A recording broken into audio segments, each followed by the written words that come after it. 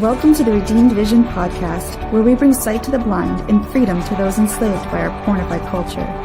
Here, we dive into hard but important topics such as pornography, sexual identity, true freedom, real love, and living marriage well. Go deep with us as we uncover what redeemed vision means for each of us living in the world today. Come to know yourself, the power of redemption through Jesus Christ, the joy of laughter, and how to live in gratitude and wonder. This is Redeemed Vision.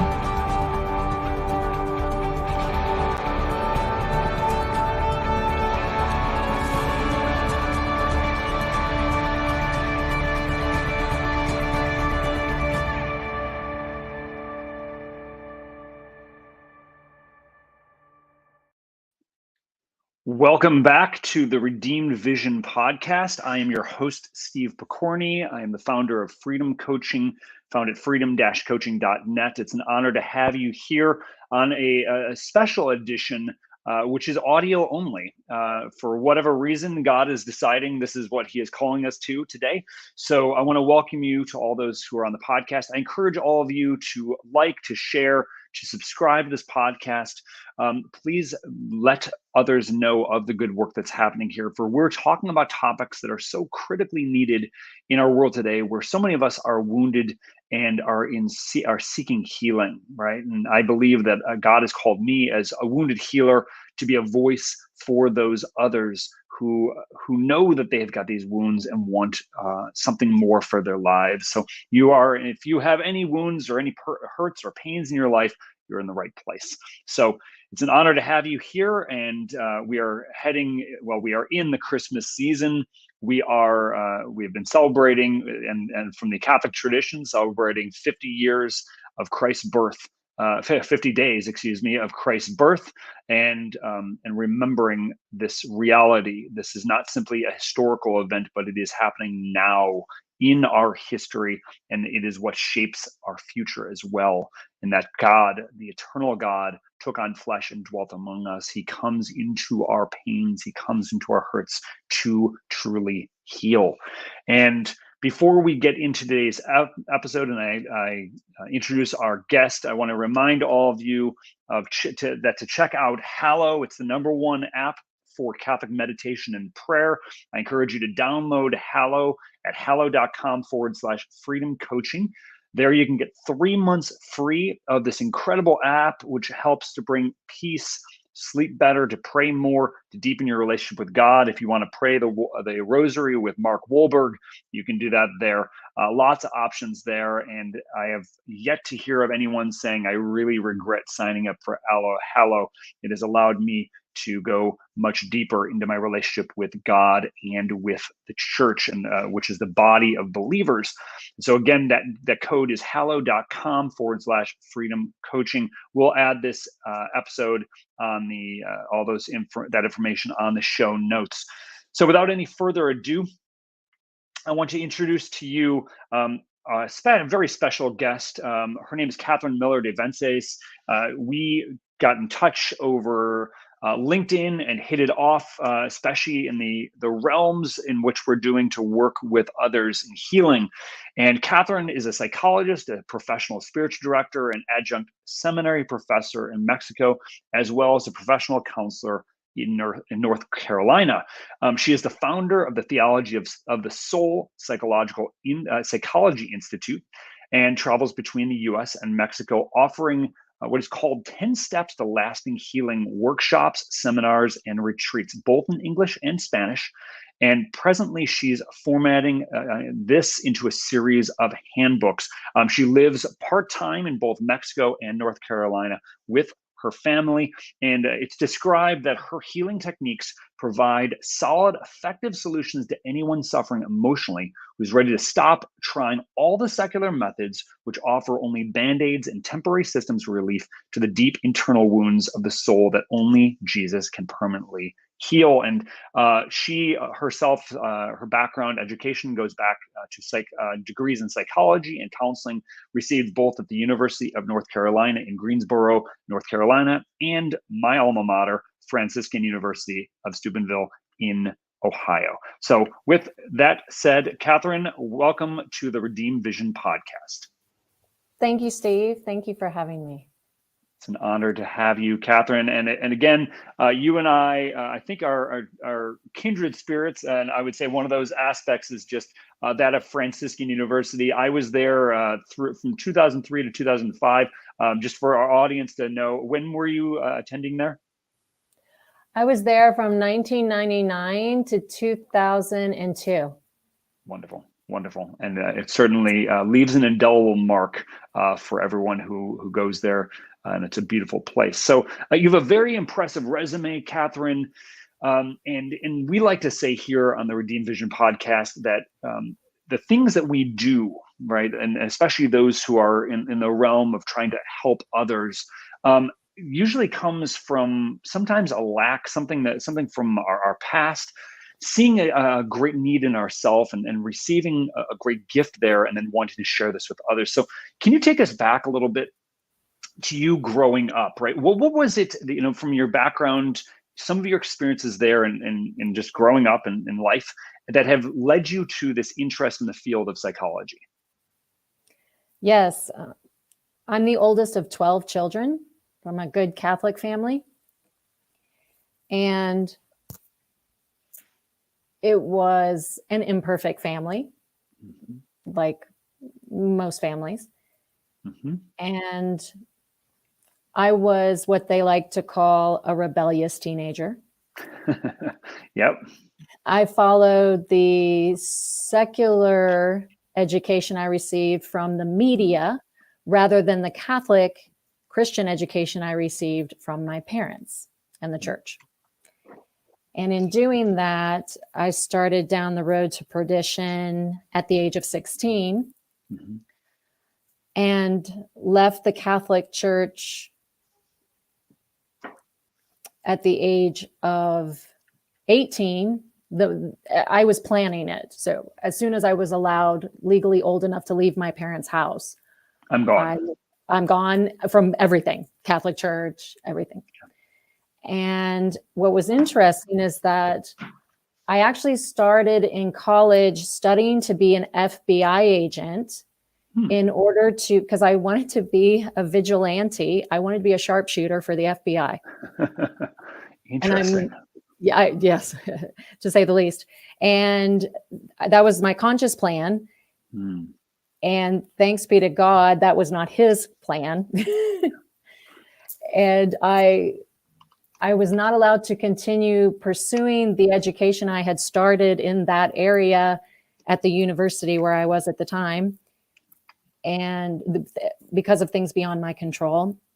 And so I ended up at North Carolina State University, where I decided to take an intro to psych course, and I had never heard of psychology in my life.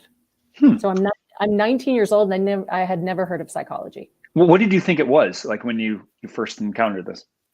Well, what I had been told was that it was an easy A, and, and that's what I needed. So that's all I knew about it. So this is the easiest A you can get here at North Carolina State University. Just take this class. And of course, the students my peers told me that, not the staff or the teachers. Of course. And in that class is when Jesus touched me and woke me up to not only my own childhood wounds that I was completely unaware of, that had started my road to perdition, had triggered or influenced me to start my road to perdition, because that was my free will to choose. At the age of 16, my childhood wounds were awakened during that intro to psych class. At the same time, they were teaching us that there is no hope. And that's the Reader's Digest version of what they were teaching us. I actually have a blog and did a talk at a conference in Alabama recently this year on covering that subject, the 12 biggest lies of modern psychology and psychiatry. And thanks be to God, I didn't want to accept that. And meaning I didn't want to accept that there was no hope for those with any psychological suffering or disorders, addictions, etc. And at this time, I didn't know what an addiction was either. So I had several, but I didn't know what those were, meaning I didn't know the term or understand that those were a problem. And that being in that intro to psych class and all of the awakening that occurred, that launched me into wanting that right there and then. I decided, oh, I'm going to be a psychologist and I'm going to find the solution to permanent lasting healing that they say does not exist. Bold, very, very bold. And if I can jump in here, Katherine, right? I think that's a very important thing. I want to go back. You made a very interesting statement, right? It's part of your history that you wanted to be a sharpshooter in the FBI. This is a little known public fact. I, at one point, had about 1,500 comic books. Okay, comics have been a huge part of my life. And coming from my own life being out of control growing up for myself, there's a certain comic book character. His name is Frank Castle, aka the Punisher. So anybody listen to this? And are you familiar with the Punisher at all? No, I'm not. Okay. But I can appreciate where this is going.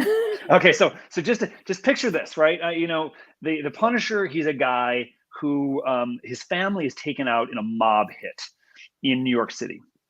He actually explored, and his background is the Marines. He was a police officer, and he explores actually after his family's taken out very briefly to actually go into the Catholic priesthood. And then the sense of the things that came out, like he's like, no, this is wrong and this needs to be taken out, right? And so obviously he declares a one-man war on crime, and it's a very violent thing. And so obviously that I've had to wrestle with that aspect of my life. But I think for myself, it was just a great deal of feeling injustices in my own life and feeling out of control and wanting to do something about that. So my question to you on just on that point, right? That sharpshooter notion in the FBI, was that anywhere in there? Or was there another reason for wanting to head down that road? Oh, absolutely. I chose that career path when I was in elementary school. And the reason why was because I was the vigilante. Well, let me explain it this way. I was a vigilante, and I was the bully of the bullies. So can you tell a story on that? Do you have one story on that? That's fascinating. I do actually. It's a good one. I have a couple, but the first one that came to mind is my sister. One of my sisters. So I have 11 younger brothers and sisters, and one of my sisters, the one who is a year younger than I am, was teased even more than I was in school. So we called it. Now that was interesting. I want to make this point for all the young people listening. When I was in elementary school and junior high in the 70s, there was no term bullying that was used. It was not called bullying. It was just called teasing. And everyone was teased except for the people who were doing the teasing, of course. And my sister was teased more than I was because of her physical appearance. And I was the only one, of course, because I'm the sibling, I'm allowed to, tease her and be mean to her, but no one else is, right? The hypocrisy is always there among family.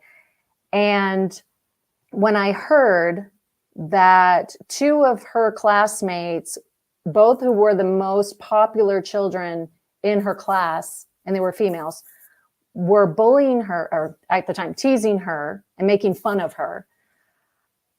The next time I saw them in the hallway, I approached them. And what I said to them, unfortunately, was what I said to every bully. And again, everyone listening who's young and grew up in this modern time, I'm going to explain the difference between the 1970s versus now. In the 70s, if you said to someone, I'm going to kill you, and you were in elementary school, it didn't mean anything. It just meant, knock it off, or it was just a threat. It was an empty threat, and it literally only meant, I'm going to, fight you if you don't, it didn't even mean I'm going to beat you up. It literally had no meaning. It was just an empty threat. It just meant stop. And we used it. I wasn't the only one who used it. This was standard vocabulary in the 70s. And no, it did not lead to the mass shootings now. I can promise you that. And so when I approached them in the hall, I confronted them on what they were doing to my sister, and they did not care. And they were very arrogant and did not have a problem with it and were not going to stop. And so my next move then was always I'm going to kill you if you don't stop teasing my sister and making fun of her, and if you don't leave her alone. Now, that typically would work on the bullies because bullies are more afraid than the rest of us, which is one reason why they're bullies. And these girls, though, it did not bother them or faze them. And one of them shoved me in response to that. And I shoved me, and it didn't hurt me, but it was enough of a force that I hit the wall that was right behind me. And so I more forcefully shoved her back. And unfortunately, yes. And that was the one and only time I ever physically, quote unquote, assaulted. Okay, let's use dramatic vocabulary here. The only time, I didn't harm her. She didn't fall on the floor, and she just moved backwards.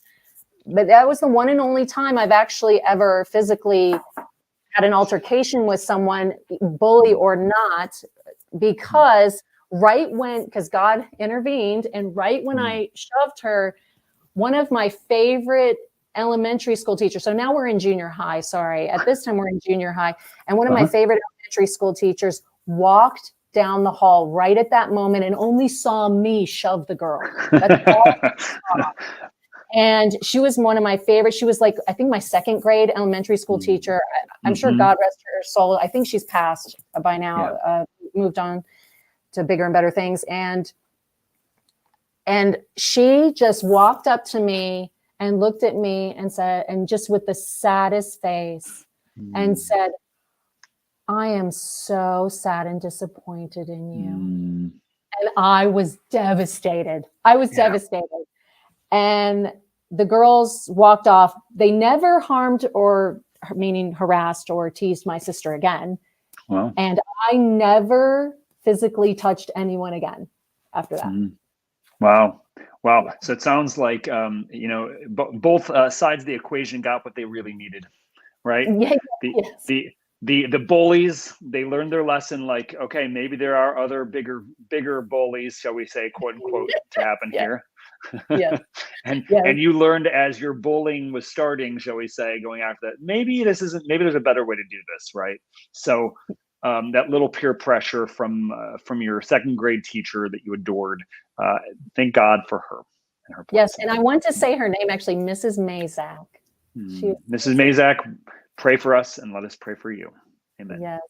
And what's interesting, though, is that so remember I told you I decided then from that experience, I wasn't going to physically touch anyone. So what I did was, I'm a problem solver. So I searched a legitimate method and a legitimate way of following through with taking out the bullies. And that's how I decided to be an FBI sharpshooter.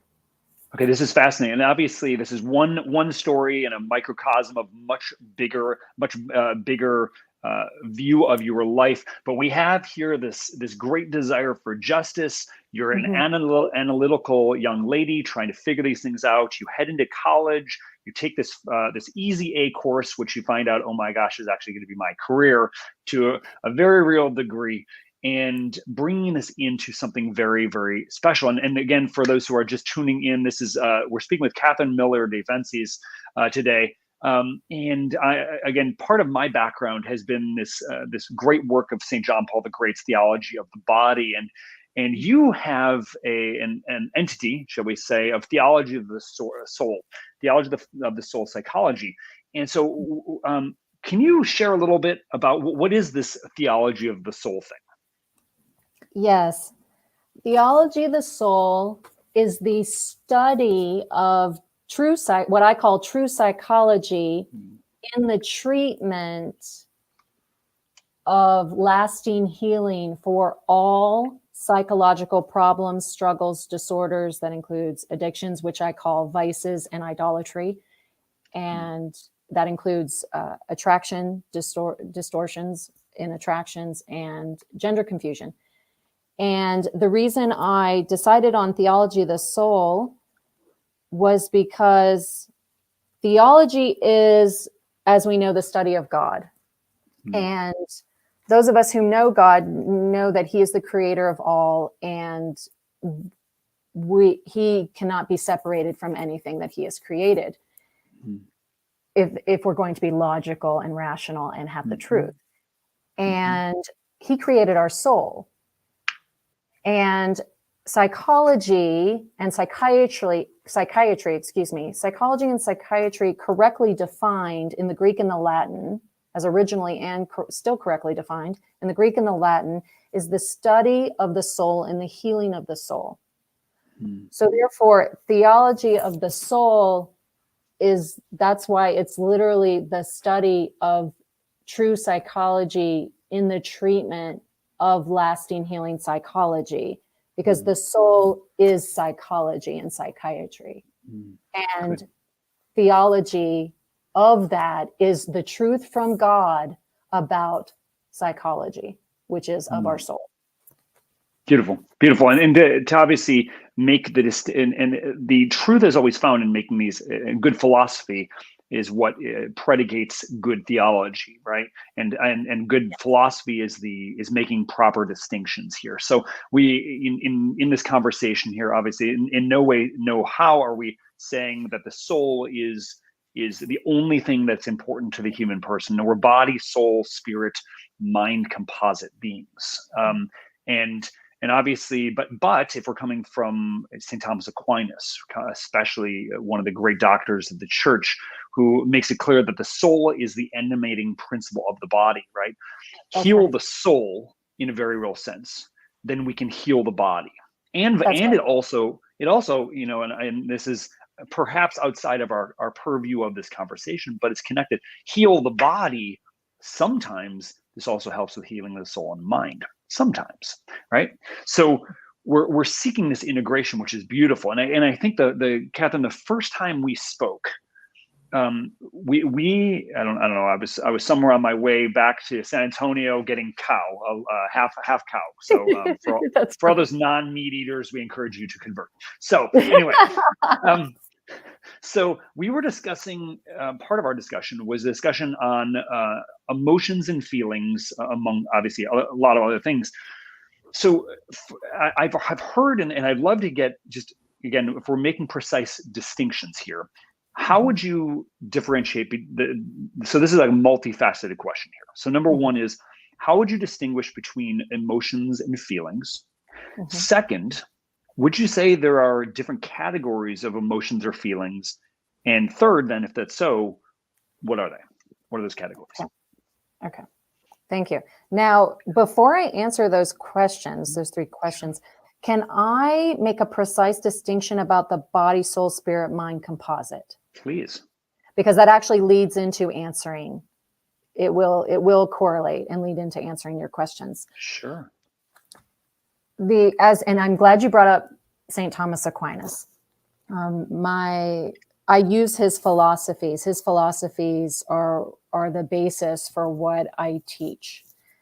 And he teaches and of course his writings were written in Latin, and they have been translated into English.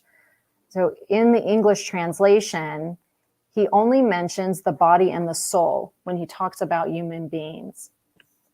And in our modern times, in modern English, we have been using the body, soul, spirit, mind. We've included all these other words. So I'd like to make the distinction about what those are, because it's actually key to what I'm getting ready to explain about the emotions. Beautiful.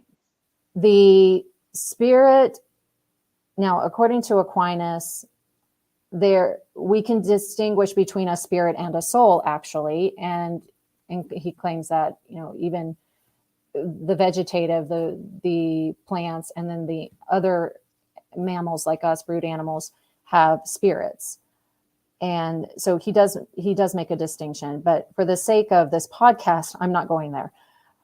So for the sake of this podcast, and what most people know in the general public, is that the soul and the spirit are the same thing. Okay, the soul, because the soul is spiritual, the soul is immaterial.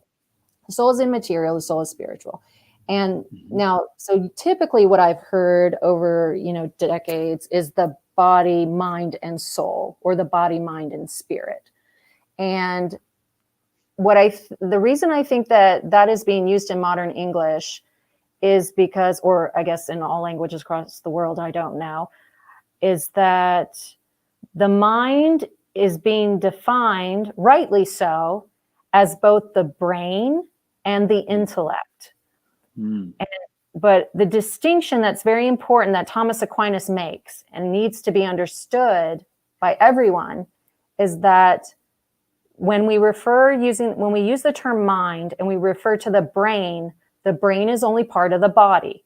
Now that seems obvious, but bear with me where I'm going with this. Then if we're using the term mind to represent the intellect, that is only a power of the soul. That is not the brain in any way, shape, or form. And that critical is distinction. Critical. Very critical distinction. Otherwise, what I'm getting ready to say about the emotions will not make sense. So I'm going to repeat this. It's so important and it's so new for most people. The mind, as Aquinas uses the term, he actually uses it for both the brain and the intellect of the soul as a power of the soul, but he is very careful to explain himself when he's changing the definition of the word mind. I think it's very confusing for people because most people use the word mind to mean the brain, and they have no idea that the mind, more correctly, is the intellect, which is only of the soul. It's a power of the soul along with our free will to choose. So it would be actually even more accurate as a society, as a world, to be saying body and soul and learn the definition that body includes the brain and the soul includes the intellect and free will to choose. Good. So I wanted to make that very important, precise distinction before I launch into the emotions. Did you have anything to add to that, Steve? No. This is good. I think that so we've set the scene. The physical is the brain, the mind, and the intellect have more to do with the soul. I have to do with the soul, I should say. Yes, they have only to do with the soul because, like you mentioned, the soul is the form of the body and includes the brain, and the animator of the body includes the brain, and it is also primary to the body, including the brain. So the intellect of the soul is primary. The intellect and free will powers of the soul, they are powers, and we have them. Brute animals do not. The intellect and free will of the soul are powers of the soul that are primary to the brain and animate the brain. Think about that. So this is very important for people to learn and understand. And they don't know this. And this is why there's a lot of misunderstanding and errors in psychology and psychiatry and a lot of confusion. And a lot of limitations, actually, and false correlations that are drawn. Okay. So back to your questions. Oh, sorry. There's one other thing I need to mention about the soul, the powers of the intellect and free will of the soul, is that, and Aquinas states, they function. Let me make sure I get it right. They can function and function without the use of an organic organ. So, like I'm kind of being redundant, but without the use of the body or the brain. That's key. That's key, especially in the world in which we live in, which you have the split, right? That we live in the Cartesian dualistic split, where either we are mere materialistic, we're just animals, or we're these, and some Christians fall into the realm of the second fallacy, the mistaken that I am simply trapped in this. We're spirits trapped in these carcasses, and we're just waiting to be freed by death. Right. And this is why I'm really glad, Steve, that God put us together, because you specialize and cover the body part, and I specialize and cover the soul part. And it's the balance. We have to have the both and because Aquinas, he covers the both and. He covers both. He more talks about the soul than the body, but he does equally cover both and is balanced. And he does state, and now I'm going to quote it even better, the intellect and free will of the soul, the powers of the soul can function without a corporal organ. Okay, that's his words, corporal organ, without a corporal organ, meaning the intellect, and remember the intellect is primary to the brain. It is the form of it, is the animator of it, and it can function without the corporal organ. So this is very, very important information, and it changes the whole field of psychology and psychiatry. Yeah, totally. Okay, so sorry. So let me go to then answering your questions. So emotions versus feelings, yes. I like to separate the emotions and feelings into the categories. I'm sorry, I'm actually trying to answer all three questions at the same time. Let me not do that. Let me not do that. maybe go to the second one, because the first one's kind of is pretty solid. The second one, so is there a difference between emotions and feelings there? And actually, maybe that's the first question. Sorry, I'm getting my numbers wrong. No, that's emotions okay. and feelings, how would you distinguish between the two if there's a distinguishing factor? Okay. Yes. The way that I distinguish them is based on human experience. So, and the way that we use the vocabulary as modern English speakers. So, meaning the emotions would be things like mad, glad, sad, afraid. Okay, so basic. And those we have as humans, and then also brute animals have those. And then I separate the feelings from that because we have physical feelings, like I feel hungry. And then we also have psychological, spiritual feelings that we call virtues or vices. And those are not emotions. So a virtue and a vice is objectively not an emotion, the way that these things are termed. And virtues come from God, and we don't always feel all the virtues, but many of them we do. And also they have other terms like gifts of the Holy Spirit, fruits of the Holy Spirit, that kind of thing. Yes. Yeah. And so those are not emotions that, and the reason they're not is because brute animals cannot have them and do not have them.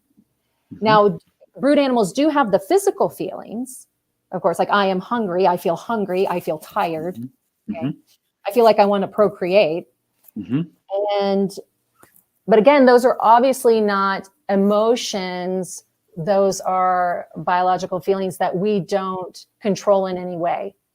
And so now when I said we don't control, I mean we don't choose with our free will to cause those. And let's go back to the emotions for a second. And actually, I'm going to jump into categories because I think maybe I should have started with categories. So, because there are two distinct categories in general about emotions and feelings, and there's the biological and versus the psychological. Okay.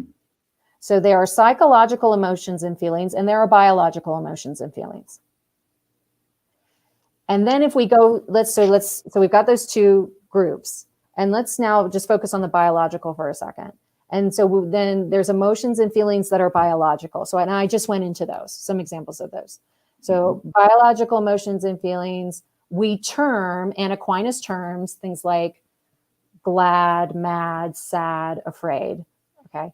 And then, however, with reading Thomas Aquinas, I've tried to make more clear vocabulary distinctions and be more precise, because it's so confusing, because the same words for biological emotions are also used for psychological emotions. And this is why it's so confusing and complicated. And I'm trying to simplify that and make it more precise. So and with the help of Thomas Aquinas. So when I talk about the biological emotions that both us humans and brute animals experience, I like to use the terms pleasure and displeasure rather than glad and sad. So that's for emotion. This is for biological emotions that also brute animals experience. So the way that I categorize these, the vocabulary I use pleasure to represent, pleased. I'm pleased, and brute animals are pleased about something. We're displeased, so we're glad or we're sad. Pleased or displeased. And then for the fear and anger, I use the displeased with wanting to flee would be the fear, And then displeased with wanting to fight would be the anger. And this is how I try to make a precise distinction between the biological emotions that we and brute animals instinctively experience, that are strictly biological, versus the psychological emotions, which have the same names. Meaning we can be happy and glad, and that can be strictly psychological from the intellect and the free will of the soul only. It depends on the case-by-case basis, on the situation. All right, so let me interject here, so so we can make this even more practical for this, because the distinctions are important, right? But if this stays in merely head knowledge, I think we're doing a disservice to people, right? Yes. Because your work especially is to help people to their full flourishing. So my question to you is, following up on this, why does this matter? Why does knowing the distinction between these two? Why is this? How can this move me along the road to healing? Should I come to work? What need your help? Thank you. The reason this is important is because the road to healing includes becoming self-aware and discerning what is our fault, our choice, our free will to choose versus not. And what are we responsible for learning how to change and choose and control within our free will and intellect of our soul. Oh, that's beautiful. That's so beautiful. And actually, as you are saying this, I'm brought back, and I think, Katherine, you know the movie Good Will Hunting? Yes. Yes. So obviously, spoiler alert for anyone who has not seen this, the movie has some pretty rough language, but it's part of the culture there. And Matt Damon and Ben Affleck play friends, and Ben Affleck has wounds, and he has to go meet with a psychologist, and he's kind of blowing it off, and played by the brilliant Robin Williams. And he comes to make this in one of the most pivotal, the most pivotal moment in the film, right? Where Robin Williams' character, the psychologist, turns to him and says, "It's not your fault. It's not your fault." Right. And I think there is something to be said for, on one hand, things that early childhood traumas, maybe sexual traumas, things that were abuse that may have come down, that have done such damage to our psyche, such damage to our conception of ourselves, is having someone, an outside objective person who truly cares for us, to help us to get that message, like, that was not your fault. That can go a long way for healing. So that's one part. And then the other part, Katherine, I think, which is you're making very clear, which is extremely important in the world we live in today, where we're living in many cases a fantasy world where we believe that actions don't really have consequences, right? But all actions have either an action or a reaction, right? Have consequences, good or shall we say, pleasing or not pleasing consequences here, and to take ownership for some of the behaviors that we've done, and to see them clearly, how we may have damaged a relationship from ourselves, is, I think, critically important here. And then I would add to that discussion to seek reconciliation. First and foremost, asking that forgiveness from God, to forgive oneself for that. And if it's possible, and it's a healthy way to do this, and it's going to be a safe way to do this, to seek that reconciliation with the ones that we've hurt. Right, absolutely, Steve.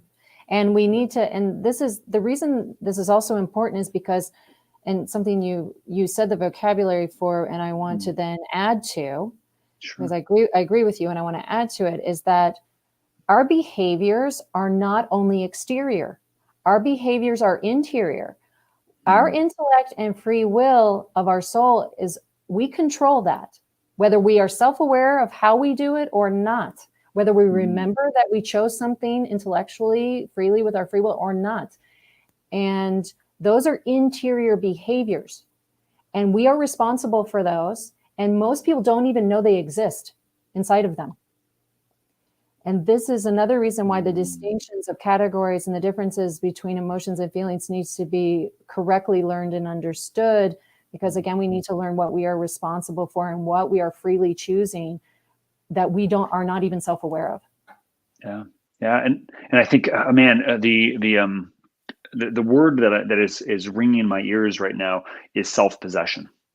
It's when we can, that having that self-knowledge leads to self-possession, and then we can go and form the term especially from St. Thomas Aquinas, that habitus, right? Creating those habits, which is really what virtues are, those good habits that are inculcated, that are part of who I am as a human person, that allows for my full flourishing, and hopefully, because I'm in contact with others, their flourishing to a certain degree, right? So I love what you're doing here. I think it's critically important. And with the work you're doing, Katherine, and you've been doing this for a number of years now, what has been the experience of those who have come to, experience this work of theology of the soul psychology? What has been the outcome, or what are maybe some of the testimonies that you've seen of people who have worked with you? The biggest one is people. Oh, I just got three all at the same time. Bear with me. Let me weed these out in my mind. The biggest one is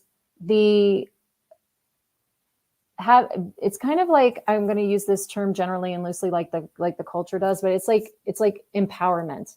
And I know that's used in secular society to be, I'm my own God, basically, but I'm not using it that way. So it's like getting their self-control back, and it's empowering to realize that, oh, wait, I'm actually choosing this emotion or this feeling.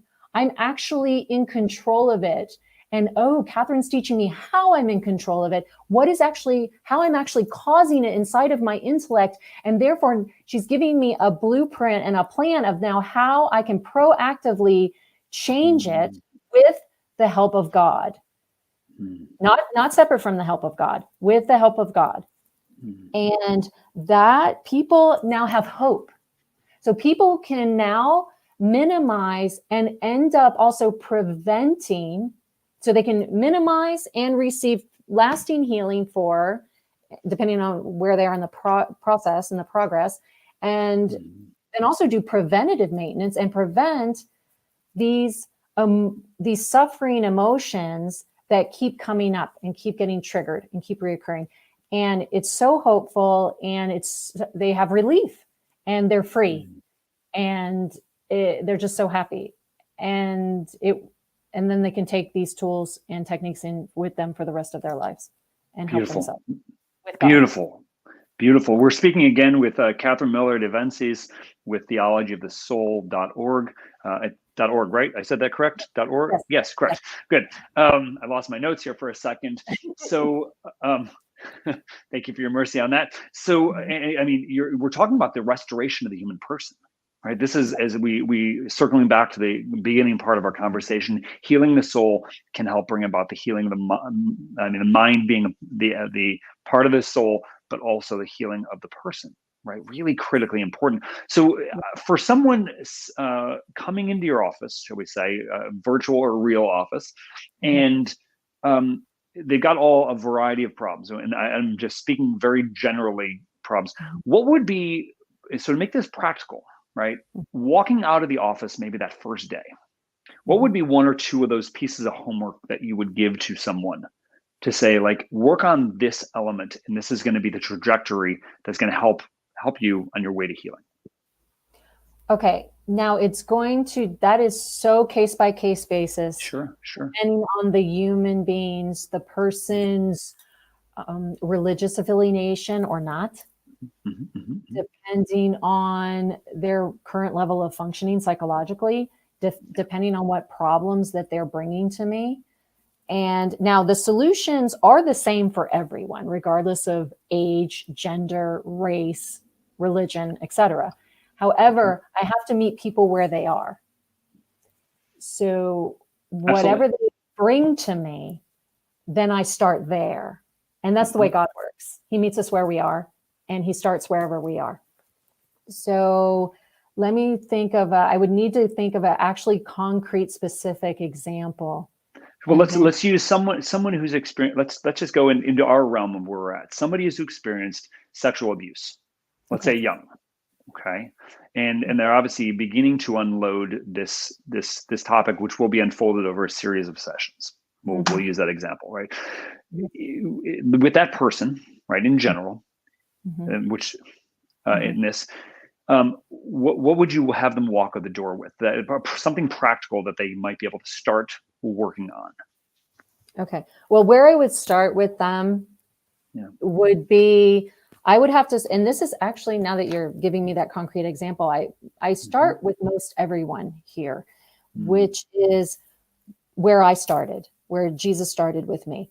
We have to learn that God is love and how much he loves us. And that's where we have to start. So the first things that Jesus started with me on were, we have to start with prayer. And prayer meaning just searching for the truth and talking to God. And the way that I started, now I'm going to assume, I'm making a lot of assumptions about this hypothetical person. Because there are other things I would actually do first and check first. I would do, I'd ask a lot of questions. But this is just one basic general place where I start with everyone and make sure everyone is already there, is that the love of God. And so the easiest, most simple thing that people can start doing, and so I'm assuming, as I said, I'm making assumptions. I'm assuming they believe God exists because I worked with atheists. So I'm assuming. Let's say they're Catholic. Let's say they're Catholic. Let's go there. Thank you. So let's say they're Catholic. So because again, it depends, what I start with. So they're Catholic and they already are used to praying. So what I do is that I teach them some new ways to pray that they've never thought of before in order to start seeking the truth and information that they need which will automatically start changing how they feel. Because, and that I actually, we haven't gotten to that yet, but I want to talk about what are the causes of the emotions and feelings that are psychological, because that's. So just to recap here, obviously God is, and this is, I think this is if for those who are hearing this are not clear, God is intimately involved in the work that you're doing, which is good. An openness to the divine, regardless of whatever religious affiliation that a person may have. That's obviously different from the secular psychological psychologist prescribe a pill kind of approach, which is I think refreshing for others when realizing, especially if they've come from a background of merely in the secular, of realizing I need something more, something is missing. And what we want to say, it's that openness to the transcendent, it's openness to God, and as Christians and as Catholics, we would say it's Jesus Christ who ultimately is the healer who needs to come in here and bring that healing. Critically important. So go to, if you would, Katherine, please go there for those distinctions and what you were just bringing up here, and how that contributes to this healing process. Okay, and thank you. You triggered a couple of other important points for me to jump on, which are, yes, most people, and this is the way I was doing the same thing over and over again, expecting different results, right? Okay, the definition of sanity from Einstein, which just become a fad now to use. And we were using that back in the early 90s when I was starting to learn psychology. And so just like I was there with the Einstein insanity, not his insanity, but the definition, thank you. I was, I had to want to try something new. I had to finally accept and decide that what I was doing was not working and it was not good enough and I needed more. And then another distinction, you said the word, I'm glad, the divine. So, because it doesn't matter if we're Muslim, Jew, Protestant, Catholic, even if we're agnostic, I can work with that. So I use the term the divine with someone who doesn't have a name for God that they like to use, because there are hundreds and hundreds of names for God that are correct. And so I ask people, that's one of the first questions I ask people is, what name do you like to use for God? And I meet them where they are. And if they don't have one, or they don't like any of the names for whatever belief system or reasons they have, I will use the divine. or the creator. And so then back to the love. So an example of someone, okay, so we've got someone who's Catholic, who's already accustomed to praying, and 100% of the people that I work with have never asked God to help them feel his love for them. Can you believe that? As simple as that. I can. As simple as that is.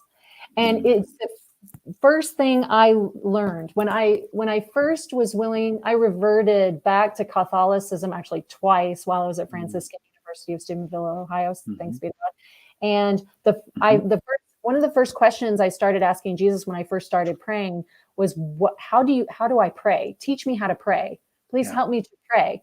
And I meant pray personally, not the formal rote prayers that we all have memorized from our childhood Sunday school class. How do I pray? How do I have a real personal relationship conversation with you? And I didn't know. So that's another thing I tell people: ask Jesus how to talk to him, how to pray. Or if they want to say God the Father, that's fine, or the Holy Spirit, or whichever member of the Trinity, if they're Catholic, that they would like to who they would like to talk to. And now I try to lead them to Jesus, though. I really do. If they're willing to go to, end up with, praying to Jesus, I want to lead them there. And so asking Jesus, help me to pray. How do you want me to pray? Like, how do you want me to talk to you? And when I asked that, the first time I asked that over 20 some years ago, it was, again, Jesus, help me feel your love for me. It was one of the very first things he told me to pray. And the other thing that I start with also is what I call the humility prayer. Now, there's lots of great humility prayers from the saints. And pick which one you like. I actually didn't know this at the time. So I was like really, really clueless when I started praying when I was at Franciscan. And so Jesus gave me my own humility prayer to use. And was great was that it worked for me, and it actually works for a lot of people. And it's much shorter than the actual litany of humility. It's simple. All right, what do you got? What is that humility prayer? It's easier. It's, Jesus, I'm sorry. All my perspectives and attitudes are wrong. Please heal me. Fill me with your graces, virtues, and love. Show me your truth, and give me your perspectives and attitudes on everyone and everything, and fill me with your humility to recognize and accept truth. And that's the humility prayer I learned over 20 years ago, and I do it at least once a day. And that is a incredibly powerful prayer, but also a very painful prayer to pray, especially if we have been the commander and master of our own ship when we're not supposed to be the one driving that ship, shall we say, right? So I always like to say, actually a fun story about humility. Actually, this is at Franciscan also. There was a really big priest. He's actually, he's giving soon a course on sexual ethics at the Theology of the Body Institute, Father Joe Koopman. And he was not a seminarian at the time. He was a freshman. And picture 350, 6'5", big dude, walking down the campus, and he had begun praying one of these humility prayers, a litany of humility. I think he was praying this, and two beautiful co-eds started approaching him, just walking down the quad there, and he tripped, and he fell, and he rolled, and he rolled, and he rolled. Oh no. And he said in one of his homilies, when I was back at seminary with him, from that point on, I said, I'm never praying that prayer again. Because it worked. Because it worked.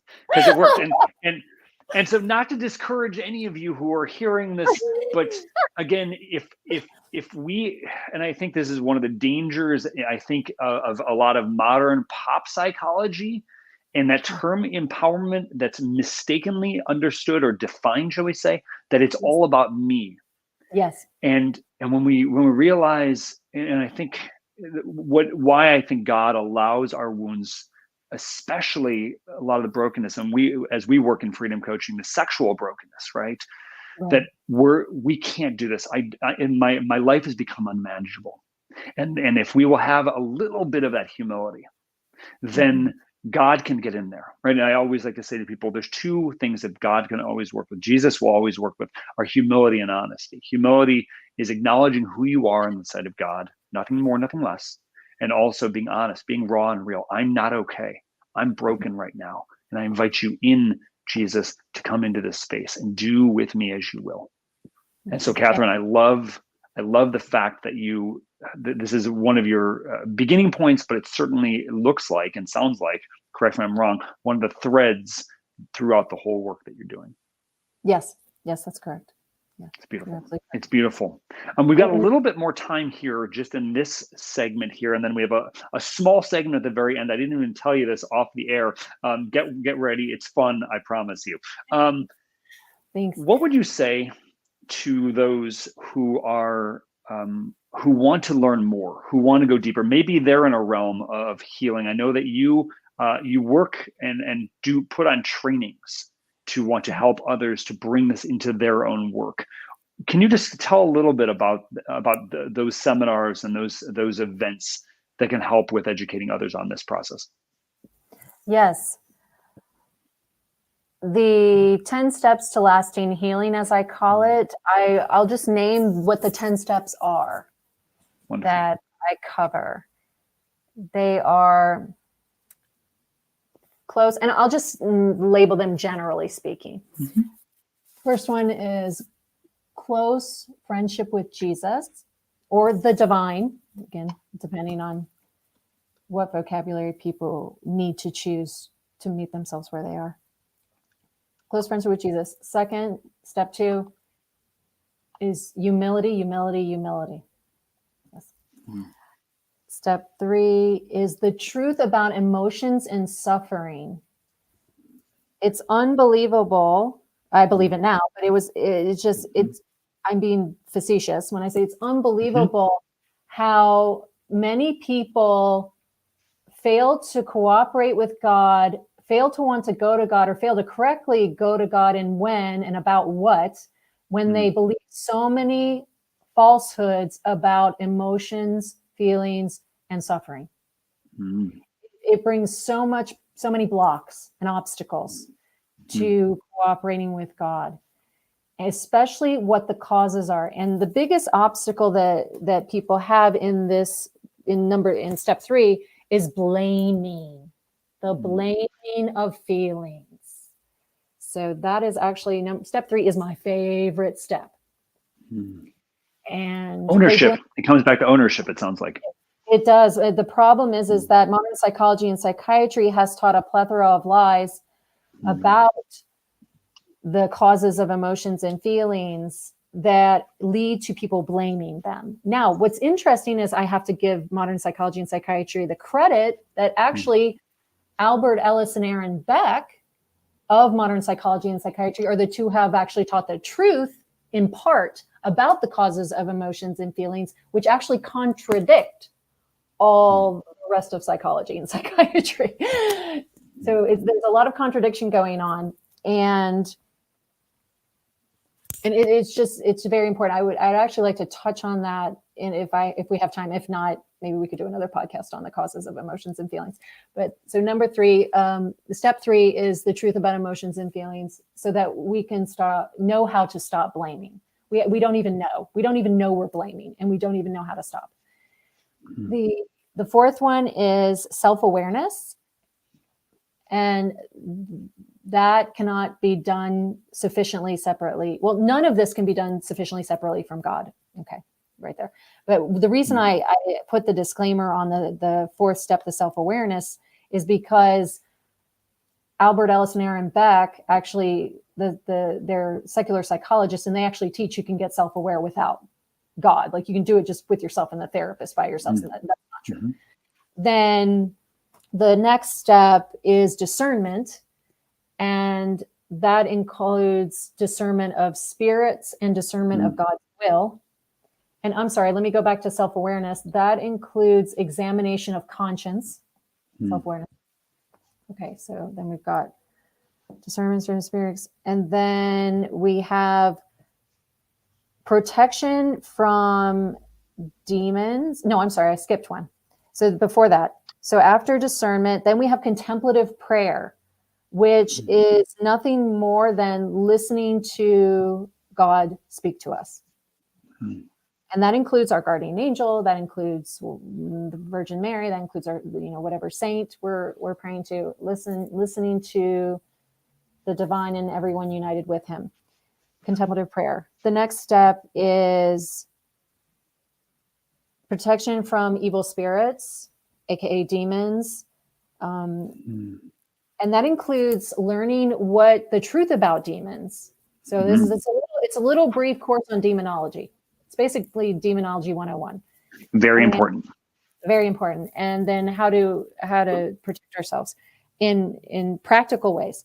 And what to do when when there is a demon tempting us or oppressing us, also called obsessing us.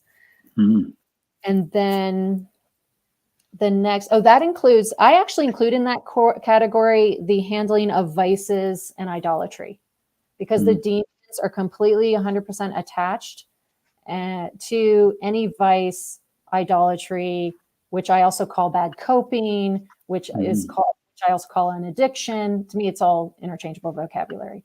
Yeah. Addiction, bad coping, vice, idolatry. The demons are very well connected with that, and so I include that in that step. Then the next step is forgiveness of ourselves, forgiveness of others, and surprisingly, it also frequently has to include forgiveness of God. No matter if that's irrational or not, it frequently has to be part of the process for people. Include forgiveness of God, ourselves, and others. And then the last step is the healing of memories, and that includes trauma, and that includes childhood wounds, and that includes a lot of belief system, like false beliefs, unrealistic expectations, and incorrect wants and desires that we learned, unfortunately, from those wounds, childhood wounds, or the traumatic events, or that is included in the memories. It's part of the problem of the memories, and the healing of that. So, Beautiful. It sounds like, an incredible program, an opportunity to really go deep here. And I think that would benefit anyone who is in this realm. So I want to throw you a softball question to kind of end this part of our interview and our discussion for right now. Okay. Katherine, why is lasting healing possible? Oh, and I have to answer that quickly. Briefly. Why is lasting healing possible? Because, if I gave the answer, the bottom line short answer, everyone's heads would fly off their body and smash into the floor because they don't have enough. Oh, go for it. Let's help people see here. Lasting healing is possible because the healing of sins is possible. Because sin is just the absence of truth, love, and virtues. And God, so the absence of God. And God is truth, love, and virtues. And God wants us to what? Be like him, imitate him, obey him, follow him.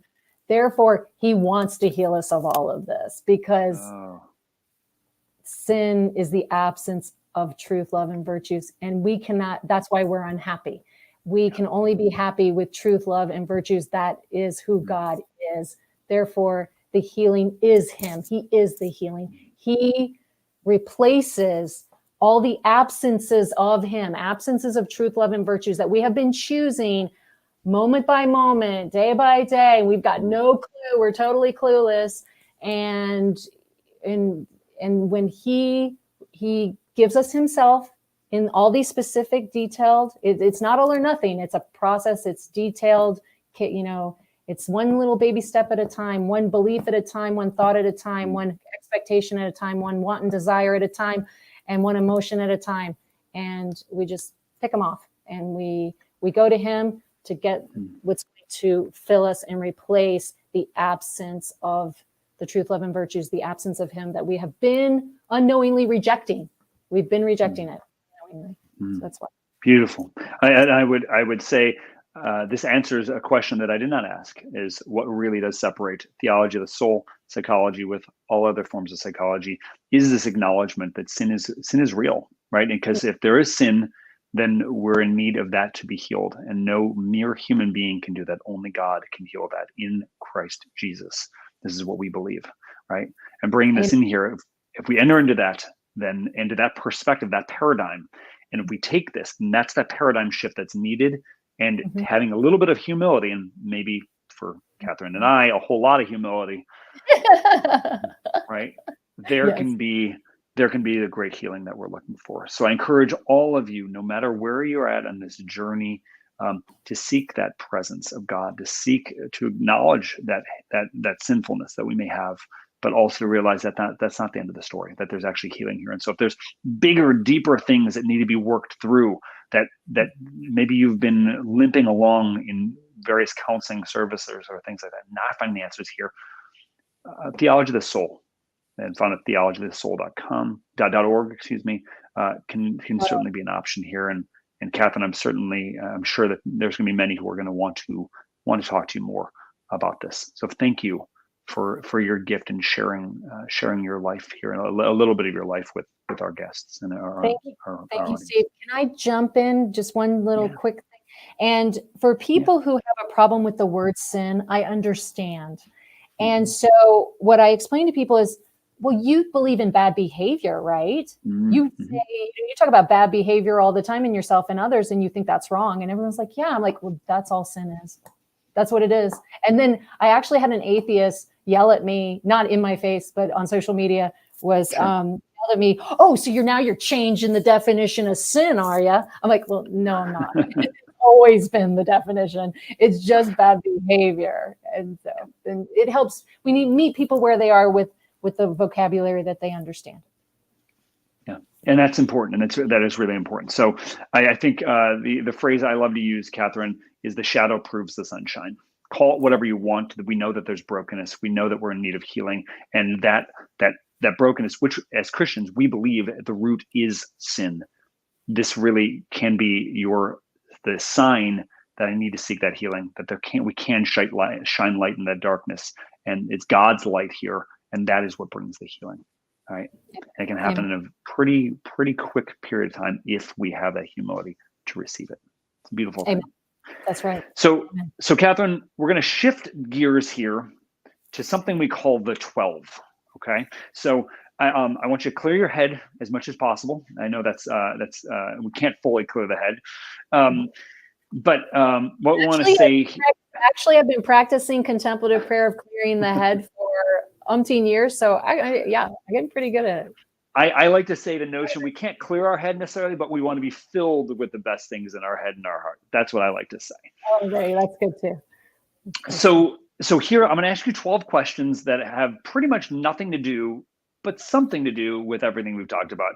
But what we're looking for, this is to help people to get to know you, Katherine, a little bit as a person, right? Because I think we, as getting on a podcast, this person has an authority on certain things, and they're not really a human being. Well, I want to say very much a human being. So these are questions off the beaten path.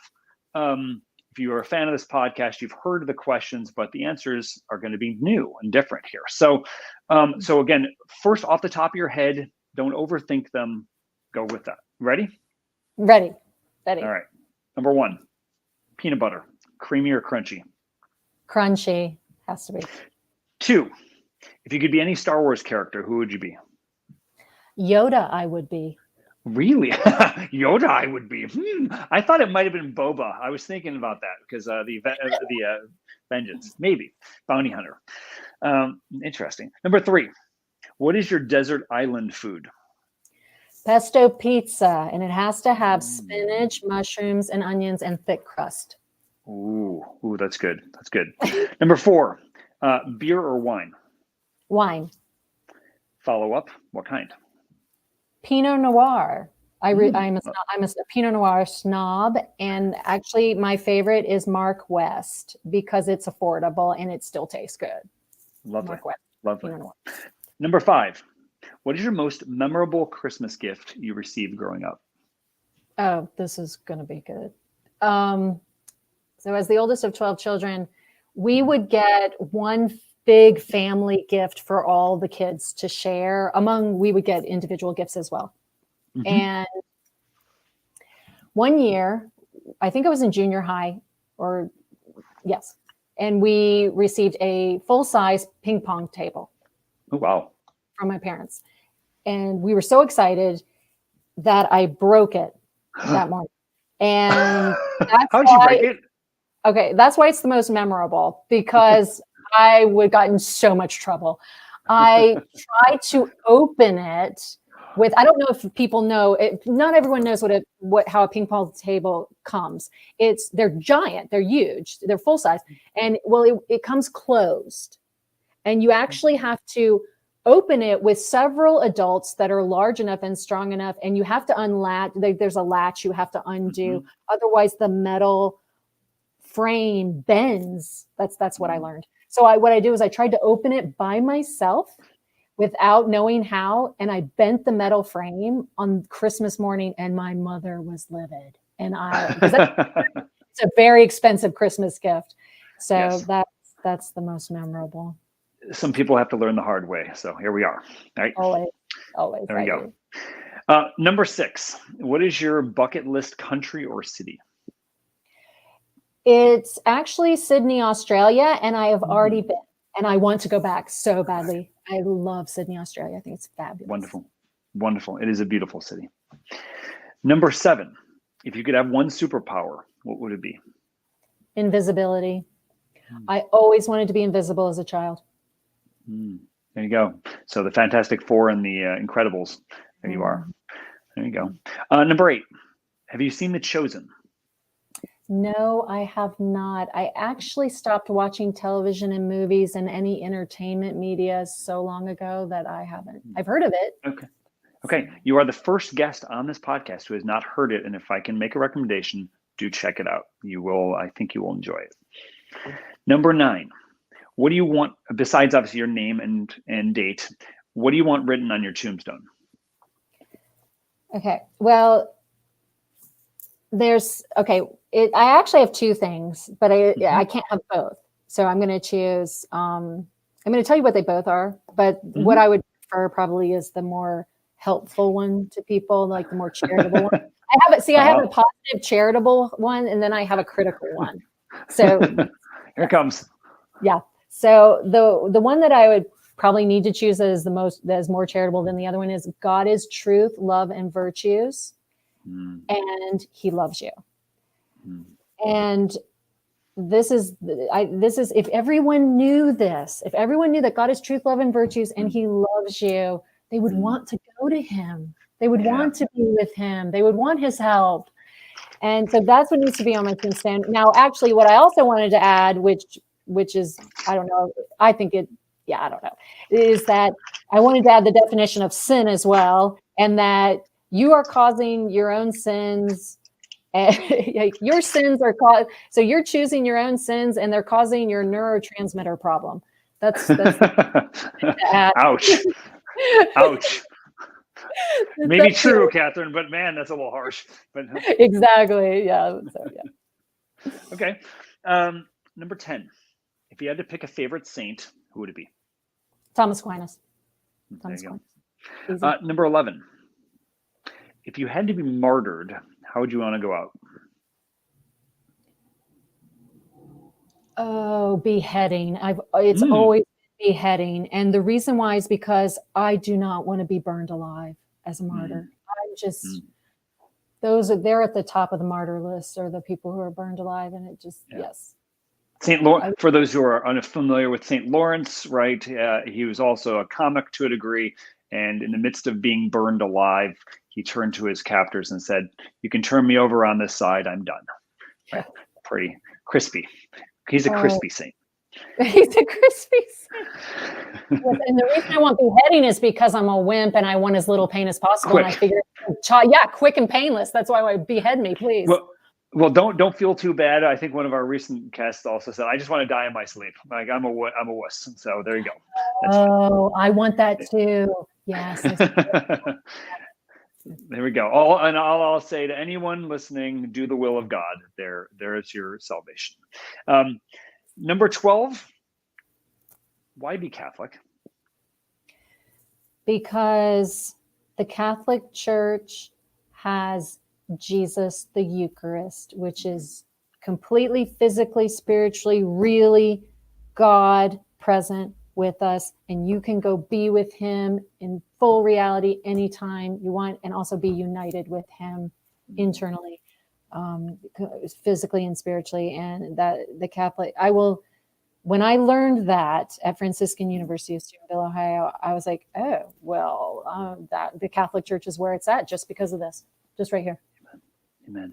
Beautiful, beautiful answers. Thank you so much. Katherine Miller de Vences, thank you so much for being on the Redeemed Vision podcast.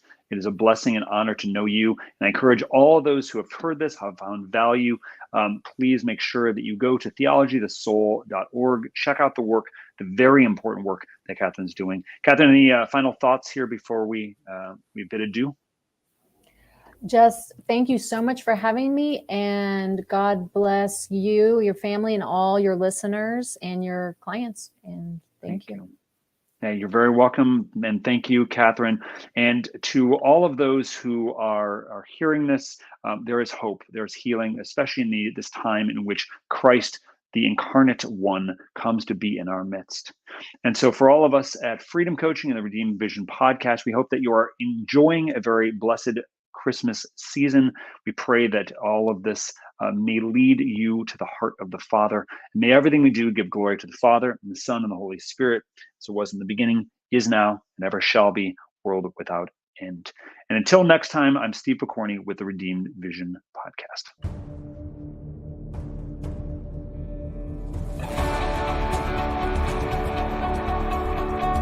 The Redeemed Vision podcast is an outreach of Freedom Coaching. To learn more, check out freedom-coaching.net and follow us on Instagram, Facebook, Twitter, YouTube, and MeWe.